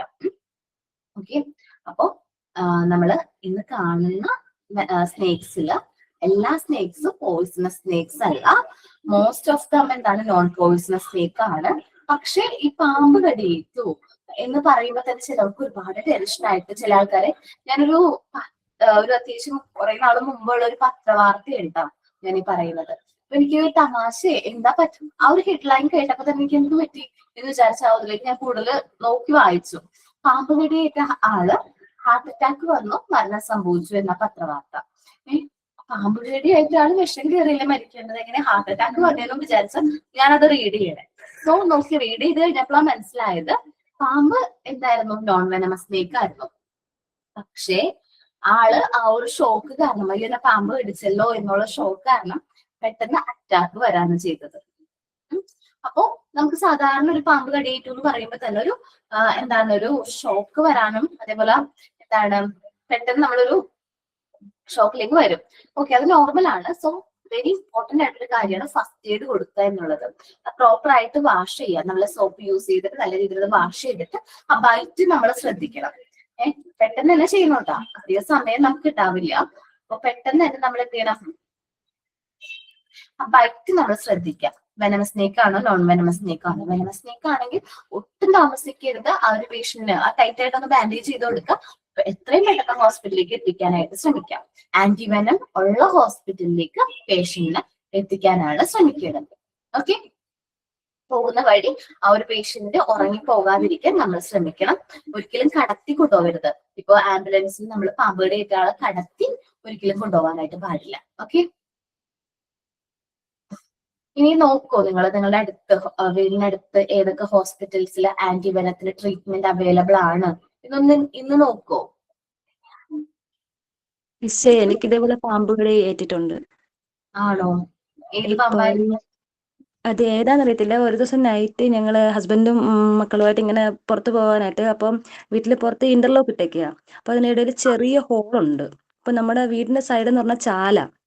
അപ്പൊ ആ ഹോളിൽ വന്നിട്ട് എന്തോ ഇരുന്നതാ. ഞാൻ ഇതുപോലെ ചെരുപ്പിടാനായിട്ട് പോയപ്പോ ആ ഹോളിൽ നിന്ന് ഇങ്ങനെ അത് മുകളിലോട്ട് വന്നിട്ട് എന്റെ കാലയില് കുത്തി. പക്ഷെ അതിന്റെ രണ്ട് പല്ല് എന്റെ കാലില് പറ്റിയില്ല, ചെറുതായിട്ടൊന്നും ഇതായതേ ഉള്ളൂ. പക്ഷെ ഞാൻ പാമ്പ് പിടിച്ചെന്ന് പറഞ്ഞിട്ട് ഞാൻ കണ്ടു പാമ്പാണുള്ളത്, പക്ഷെ ആരും വിശ്വസിച്ചില്ല. അങ്ങനെ ഇവിടെ അടുത്ത് താലൂക്ക് ഹോസ്പിറ്റലുണ്ട്. ഇങ്ങനെ അവിടെ കൊണ്ടുപോയപ്പോൾ അവര് ബ്ലഡ് എടുത്തു. പക്ഷെ അവിടെ അതിനുള്ള ഒരു ഇഞ്ചക്ഷൻ ഉണ്ടല്ലോ നമ്മുടെ ഇതിനുള്ള, അത് അവിടെ ഇല്ലായിരുന്നു. അങ്ങനെ അവര് അവിടുന്ന് ആംബുലൻസിനകത്ത് ഇതേപോലെ ഡിസ്ട്രിക്ട് ഹോസ്പിറ്റലിലോട്ട് വിട്ടു. ഇരുന്നാ പോയത്, കിടത്തിയതൊന്നുമില്ല, ഇരുത്തിയാ കൊണ്ടുപോയത്. അങ്ങനെ അവിടെ ചെന്നിട്ട് ഓരോ മണിക്കൂർ ഇടവിട്ട് നമുക്ക് ഒരു ടെസ്റ്റ് ഉണ്ടായിരുന്നു, 3 ടെസ്റ്റ് ഉണ്ടായിരുന്നു ഓരോ മണിക്കൂർ ഇടവിട്ടിട്ട്. അപ്പൊ അത് 3ഉം നോർമലാണ്. പിന്നെ അത് കഴിഞ്ഞിട്ട് 3 മണിക്കൂർ ഇടവിട്ട്, പിന്നെ അത് കഴിഞ്ഞ് 6 മണിക്കൂർ ഇടവിട്ട്.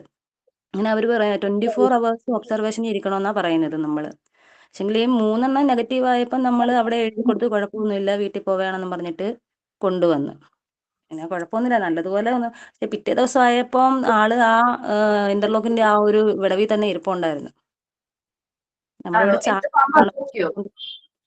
ഏത് പാമ്പാന്ന് നല്ലപോലെ അത് പുറത്തോട്ട് വരുന്നില്ല, അതിന്റെ തല മാത്രമേ ഇങ്ങനെ പുറത്തോട്ട് ഇരിക്കുന്നുള്ളായിരുന്നു, കുഞ്ഞിതായിരുന്നു. എങ്ങനെയുള്ളതായിരുന്നു? ഇതില് ഏത് ഷേപ്പായിരുന്നു? കുഞ്ഞിതായിട്ട് ഇതില് രണ്ടാമത് കാണുന്നതായിരുന്നു. അപ്പൊ അത് കുഴപ്പമില്ല, അത് നോൺ വെനമസ് സ്നേക്ക്. അത് നല്ലതുപോലെ പറ്റിയതില്ല, അതുകൊണ്ട് എനിക്ക് പേടിയൊന്നുമില്ല. പക്ഷെ ബാക്കി വീട്ടിലുള്ളവരെല്ലാം ഭയങ്കരമായിട്ട് അത് പേടിച്ചു പോയി.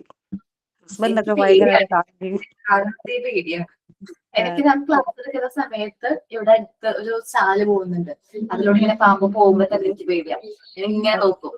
നമ്മുടെ ഇവിടെ തൊട്ട് വീടിനോട് ചേർന്ന് ചാല, അന്നേരം ഒരുപാട് പൊളവനൊക്കെ എപ്പോഴും മഴ സമയമൊക്കെ ആകുമ്പോ ഭയങ്കരമായിട്ട് പൊളവനൊക്കെ കയറിയൊക്കെ ചെയ്യും. മീനാണ്. ഇല്ല, മീനല്ല, പൊളവനെ, ഒരു ചേരയുടെ കണക്കിരിക്കുന്ന പൊളവൻ എന്ന് പറയാം. ഓക്കെ, പിന്നെ അങ്ങനെ വേറെ പറയും. എന്തോ പേര് ഓരോ സ്ഥലത്ത് എന്താന്ന് അറിയത്തില്ല. നമ്മുടെ ഇവിടെ പൊളവൻ എന്നാ പറയുന്നത്. നീർക്കോലി. നീർക്കോലി, അത് തന്നെ, നീർക്കോലി. നെത്തോലി. ആ, ഓക്കെ ഓക്കെ. ശരി. അതൊന്നും വിഷമുള്ള പാമ്പല്ല കേട്ടോ. നെൽക്കോലി അതേപോലെ തന്നെ ആ, ചേര, അതൊന്നും വിഷമില്ല. ഇത് പറയുന്നത് അണലി, മൂർഖനൊക്കെ ഇല്ലേ, അതാണ് ആ. Venomous snake. നമ്മളുടെ നാട്ടിൽ കാണുന്നത്, പ്രത്യേകിച്ച് കേരളത്തിൽ കാണുന്നത് അണലിയൊക്കെയാണ്. മിസ് ചേര കടിക്കോ? ചേര കടിക്കും. കടിക്കോ? നമ്മളൊരു പഴഞ്ചൊല്ലുണ്ടല്ലോ, എന്താണ് ഒരു പഴഞ്ചൊല്ലി, എനിക്ക് ഓർമ്മയിട്ടായിരുന്നു. അണമുട്ടിയ ചേരയും കടിക്കും. കടിക്കും. ചേര കടിച്ചു കഴിഞ്ഞാല് വേറെ പ്രശ്നമൊന്നുമില്ല, വിഷമൊന്നുമില്ല. പക്ഷെ നമ്മൾ ഇതേപോലെ ഒബ്സർവേഷനും കാര്യങ്ങളൊക്കെ നോക്കേണ്ടി വരും. പിന്നെ നമ്മൾ ഫുഡ് കഴിക്കുക, എന്തൊക്കെയുണ്ട്, ചെറിയ കുറച്ച് ഫോർമാലിറ്റീസ് കാര്യങ്ങളൊക്കെ ഉണ്ട്. എന്റെ ഇളയച്ചനെ ഇതേപോലെ പാമ്പ് കടിച്ചിട്ടുണ്ടായിരുന്നു. ഇളയച്ചൻ പറഞ്ഞു ഇത് പാമ്പാണ്, ചേരയാണ്, എനിക്ക് പ്രശ്നമില്ല എന്ന് പറഞ്ഞു. പക്ഷെ അച്ഛനൊക്കെ കൊണ്ട് നിർബന്ധിച്ച് ഹോസ്പിറ്റലിൽ കൊണ്ടുപോയി ഫുൾ ഡേ അവിടെ ഒബ്സർവേഷൻ ഇരുത്തിയതിനു ശേഷമാണ് തിരിച്ചു കൊണ്ടുവന്നത്. കാരണം അച്ഛൻ്റെ കാലുമേ കടിച്ചത്. പക്ഷെ 2 ബൈറ്റ് മാത്രം അവിടെ കാണുന്നുണ്ടായിരുന്നുള്ളൂ. ചേരയാണെങ്കിൽ ഇപ്പുറത്തെ നോൺ വെനമസ് സ്നേക്ക് കടിച്ച പോലെ ആയിരിക്കണം കാണുന്നത്. പക്ഷെ ഇവിടെ 2 ബൈറ്റ് മാത്രം. അപ്പൊ ഡോക്ടേഴ്സിന് ഒരു ഡൗട്ട്, എങ്ങാനും വെനമസ് സ്നേക്ക് ആണോ എന്ന് വിചാരിച്ചിട്ട്. എന്നിട്ട് കുറെ ഹോസ്പിറ്റലിൽ കഴിഞ്ഞ് ഒബ്സർവേഷൻ ഒക്കെ കഴിഞ്ഞ് പിറ്റേ ദിവസമാണ് ആള് വന്നത്. 24 hours പിറ്റേ ദിവസം വരെ നോക്കി. കാരണം ആ ഒരു ബൈറ്റിന്റെ ആ ഒരു സിസ്റ്റം നോക്കിയപ്പോ ഡോക്ടേഴ്സ് ഡൗട്ട് തോന്നി. അങ്ങനെയാണ്. അപ്പൊ പാമ്പ് കടിയേറ്റു എന്ന് പറഞ്ഞാൽ നമ്മൾ പെട്ടെന്ന് പാമ്പ് കടിയേറ്റ ആള് ഷോക്ക് ആവാനായിട്ട് പാടില്ല. നമ്മളത് കൂളായിട്ട് കാമായിട്ട് എന്ത് ചെയ്യണം, ഹാൻഡിൽ ചെയ്യാണ് വേണ്ടത്. ഓക്കെ. ഇതൊക്കെ ഒരു സ്നേക്ക് ബൈറ്റ് ഒരാൾ വായിക്കോ, റീഡ് ചെയ്യോ? മിസ്, ഞാൻ വായിക്കാം. Okay, Josmi. Snake biting. Most of the snakes are not poisons, but even their bites bring about demise on account of the shock. So it is very required to apply first aid. Bandage should be used tightly above and below injury. The injury must be enlarged with clean and sharp-edged knife. This helps the poison blood to flow out. The patient should not be let to sleep. Okay, എല്ലാവർക്കും clear ആയോ topic? ഞാൻ ഈ first ഇയറില് സെമിനാറിന്റെ കാര്യം, സെമിനാറിന്റെ ടൈമില് ആ പറഞ്ഞ ദിവസം നമുക്ക് അലൗ ചെയ്യാനേ പറ്റുള്ളൂ കേട്ടോ. ഷീന, നമ്മൾ ആ സെമിനാർ അലൗ ചെയ്ത ദിവസം തന്നെ നമ്മൾ ആ സെമിനാർ കമ്പൽസറി എടുക്കണം. അത് നിങ്ങൾക്ക് ആ ടൈം നമ്മൾ അലോക്കേറ്റ് ചെയ്യുന്നുണ്ട്. പിന്നെ വേറെ ഡേറ്റ് നമുക്ക് തരാൻ പറ്റൂല കേട്ടോ. അപ്പൊ ഓരോ ചാപ്റ്റേഴ്സിനും സെമിനാർ ഉണ്ട്. നിങ്ങൾ എല്ലാവർക്കും ടെൻഷൻ അടിക്കണം, ഞാൻ സെമിനാർ എടുത്തില്ല, എനിക്ക് ഇനി എടുക്കാൻ പറ്റുമോ, അങ്ങനെ ഒന്നും ടെൻഷൻ അടിക്കണ്ട. അപ്പൊ ഓരോ ചാപ്റ്റേഴ്സിനും അതിൻ്റെതായ പോർഷൻ റിലേറ്റിംഗ് സെമിനാർസ് ഉണ്ട്. അപ്പോ എല്ലാവർക്കും ഈ ഒരു ബാച്ച് അവസാനിക്കുമ്പോഴേക്കും 1, 2, 3 തവണയൊക്കെ സെമിനാർ എടുക്കാനുള്ള അവസരങ്ങൾ കിട്ടും. ഓക്കെ. പറഞ്ഞോടാ. നമ്മളിപ്പോ ഈ സെമിനാർ പ്രസന്റ് ചെയ്യുന്നത് ലാസ്റ്റ് വൈവയുടെ സമയത്ത് അത് പേപ്പറിനകത്താക്കി സബ്മിറ്റ് ചെയ്യണോ? സെമിനാർ ബുക്ക് ഉണ്ടെങ്കിൽ നല്ലതായിരിക്കും. നിങ്ങൾ ഇപ്പോ ഇത്രയും നാളെടുത്ത സെമിനാർസ് ഒക്കെ ഒരു ബുക്കിൽ എഴുതുന്നത് നല്ലതായിരിക്കും. അല്ലെങ്കിൽ ആക്ടിവിറ്റി ബുക്ക് ഉണ്ടോ നിങ്ങൾക്ക് മെയിൻറ്റെയിൻ ചെയ്യുന്നുണ്ടോ? ഇല്ല, ഞാൻ പേപ്പറിലാണ് എഴുതുന്നേ. പേപ്പറിൽ എഴുതി നഷ്ടപ്പെട്ടു പോവാണ്, അതൊരു പ്രശ്നമാണ് കേട്ടോ. അപ്പൊ അതൊന്ന് നോക്കണേ. കാരണം പേപ്പറിൽ ഇതേപോലെ പണ്ട് കുട്ടികൾ പേപ്പറിൽ എഴുതുമായിരുന്നു. അപ്പൊ അവരോട് ഞങ്ങൾ പറയാം, നിങ്ങൾ മാക്സിമം ബുക്കിൽ എഴുതുക. ബുക്കിൽ എഴുതുകയാണെങ്കിൽ അപ്പൊ നിങ്ങൾക്ക് നഷ്ടപ്പെട്ടു പോകാനുള്ള ചാൻസ് ഇല്ല. ഒരു ബുക്ക് അല്ലേ, ആ ബുക്കിൽ എപ്പോഴും എല്ലാ സെമിനാർസും ആ ബുക്കിൽ തന്നെ ആവുമ്പോൾ പെട്ടെന്ന് നമ്മുടെ കയ്യിൽ പെട്ടെന്ന് എടുക്കാൻ പറ്റും. എല്ലാ ടീച്ചർമാരുടെയും കൂടി ഒരു ബുക്ക് മതിയോ അതോ എല്ലാവർക്കും സെപ്പറേറ്റ് ആയിട്ട് വേണ്ട. ആക്ടിവിറ്റി ബുക്ക് ഈ ഷീറ്റില് എഴുതുന്ന പോലെ തന്നെ നമ്മള് സെമിനാർ പിന്നെ നോട്ട്സിലും ഇതാക്കേണ്ടത് നമ്മള് സാധാ നോർമലായിട്ട് എഴുതുന്നതല്ലേ? ഇപ്പൊ ഈ ഇൻട്രൊഡക്ഷൻ ഇത് അങ്ങനെയുള്ള ഇതുണ്ടല്ലേ, എയിം അങ്ങനെ റിപ്പോർട്ടായിട്ടാണ് എഴുതുന്നത്. സെമിനാർ റിപ്പോർട്ട് വേണ്ടാടാ, ആക്ടിവിറ്റി ബുക്ക് ഉണ്ടല്ലോ നിങ്ങളുടെ ഇല്ല. അതിപ്പോ നിങ്ങൾ ഇന്ന ടോപ്പിക്കിനെ കുറിച്ച് സെമിനാർ എടുത്തോന്ന് ക്ലാസ്സിൽ എന്തെല്ലാം കാര്യങ്ങളാണോ എടുത്തത് അതൊരു ഫുൾ പാരഗ്രാഫോ 2, 3 പേജ് നിങ്ങൾ എന്തോരം എടുത്തു അത് അത്രയും എഴുതി വെക്കുന്നത് നല്ലതായിരിക്കും. ഇന്ന ആക്ടിവിറ്റി, ഇന്ന ടോപ്പിക്. ഇപ്പൊ ജസ്റ്റ് ഒരു എക്സാമ്പിൾ പറയുകയാണെങ്കിൽ മദർ തെരേസിനെ കുറിച്ചിട്ടാണ് നമ്മൾ എന്താ സെമിനാർ എടുക്കണമെങ്കിൽ ഹെഡിങ് കൊടുക്കുക മദർ തെരേസ, ഇൻട്രോ പാരഗ്രാഫ്, ഉള്ളിൽ നമ്മൾ മെയിൻ ആയിട്ട് പറഞ്ഞിട്ടുള്ള പാരഗ്രാഫ്, പിന്നെ കൺക്ലൂഷൻ. അങ്ങനെ 3 സെഷനായിട്ടായിരിക്കുമല്ലോ തിരിച്ചിരിക്കുന്നത്. 3 സെഷനും അതിൽ എഴുതിയാൽ മതി. ഓക്കെ, മനസ്സിലായോ? മിസ് ഈ ഫസ്റ്റ് ചാപ്റ്ററിൽ നിന്ന് ഈ 5 ക്വസ്റ്റ്യൻ അല്ലാതെ വേറെ ക്വസ്റ്റ്യൻസ് ഇല്ല, നമുക്കുണ്ടോ? ഞാൻ തന്നില്ലേ? ആകെ 5 ക്വസ്റ്റ്യൻ അല്ലേ ഉള്ളൂ, ബാക്കി ക്വസ്റ്റ്യൻസ് ഉണ്ടോ? ഞാൻ കോമൺ ചൈൽഡ് ഡിസീസ് തന്നിട്ടില്ലേ നിങ്ങക്ക്? 5 ക്വസ്റ്റ്യൻ തന്നോ? അല്ല, 5 ക്വസ്റ്റ്യൻ അല്ല എന്റെ. കിട്ടിയില്ല. ആർക്കും കിട്ടിയോ? എനിക്ക് കിട്ടിയില്ല. ഇല്ലല്ലോ, കിട്ടിയില്ലല്ലോ. ആ 5 ക്വസ്റ്റ്യൻ മാത്രമേ തന്നുള്ളൂ. എനിക്ക് എന്റെ ചാപ്റ്റർ ആണോ? കോമൺ ചൈൽഡ് ഡിസീസ് അല്ലേ? 5 ക്വസ്റ്റ്യൻസ് മാത്രമേ കിട്ടിയിട്ടുള്ളൂ. അത് ഞാൻ 5 ക്വസ്റ്റ്യൻസ് കൊടുക്കാറില്ല. ഞാൻ നോക്കട്ടെ, എന്റെ ക്വസ്റ്റ്യൻസ് കൂടുതലുണ്ടാവും. അതെന്റെ ആയിരിക്കില്ല. കോമൺ ചൈൽഡ് ഡിസീസ് എന്നാണോ ചാപ്റ്ററിന്റെ പേര്? അതെ, അത് മോക്ക് ടെസ്റ്റ് വന്ന 5 ക്വസ്റ്റ്യൻസ്. കോമൺ ചൈൽഡ് ഡിസീസ് എന്ന് പറഞ്ഞിട്ട്. അതെ അതെ, മോക്ക് ടെസ്റ്റ് 5 ക്വസ്റ്റ്യൻസ് വന്നോളായിരുന്നു. ആയിരിക്കില്ലടാ, ഞാൻ ഒന്നും തന്നിട്ടുണ്ടാവില്ല, അല്ലെങ്കിൽ എന്റെ ആയിരിക്കില്ല. നിഷ മാം ആണ് ക്ലാസ്സിൽ വേറെ ക്വസ്റ്റ്യൻസ് തരുന്നത്. ഇല്ല, ഞാൻ ഓൾറെഡി നോക്കട്ടെ. അങ്ങനെ ക്വസ്റ്റ്യൻസ് കൊടുക്കാൻ പാടില്ല എന്ന് ഇൻസ്റ്റിറ്റ്യൂട്ടിൽ നിന്ന് പറഞ്ഞിട്ടുണ്ട്. അതെന്താ അങ്ങനെ തരണേന്ന് എനിക്ക് അറിയില്ല കേട്ടോ.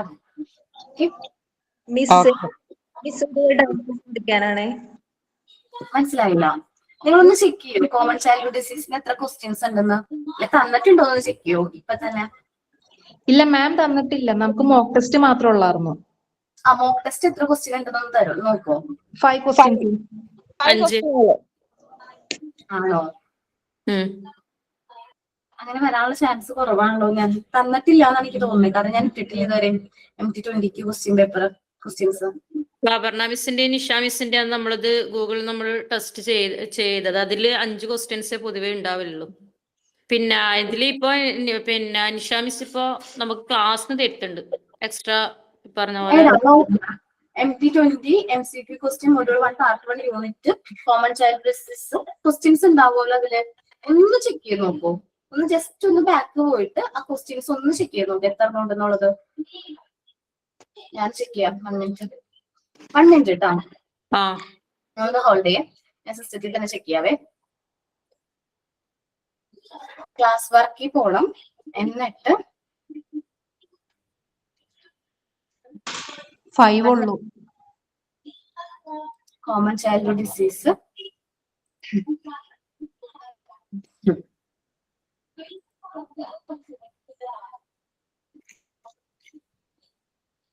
ഇതല്ലട സെറ്റ്. എനിക്ക് മാറിപ്പോയിരിക്കണ കേട്ടോ, ആ കുട്ടിക്ക് മാറിപ്പോയിരിക്കണേണ്ട അയച്ചിരിക്കുന്നത്. ഞാൻ ഇന്ന് തന്നെ സെൻഡ് ചെയ്യാം കേട്ടാടാ വേറെ, കാരണം എന്റെ ക്വസ്റ്റ്യൻസ് 20 ഉണ്ട്. സോ അത് വേറെ ഏതെങ്കിലും ടീച്ചേഴ്സിന്റെ മാറിപ്പോയതായിരിക്കും കേട്ടോ. ഓക്കെ, 20 ക്വസ്റ്റ്യൻസ് ഉണ്ട്. സോ അത് തന്നെ നിങ്ങൾ നോക്കിയാൽ മതി. ഓക്കെ, ഞാൻ നോക്കിയിട്ട് ഇട്ടേക്കാം കേട്ടോ. അപ്പോ ഇന്ന് ക്ലാസ് വൈൻഡപ്പ് ചെയ്യാണ്. Thank you all. നെക്സ്റ്റ് ക്ലാസ്സിൽ നമുക്ക് കുറച്ചുകൂടി ഡീറ്റെയിൽഡ് ആയിട്ട് പോർഷൻസ് ഡിസ്കസ് ചെയ്യാം. സൈൻ ഔട്ട് ആരാ പറയുന്നേ?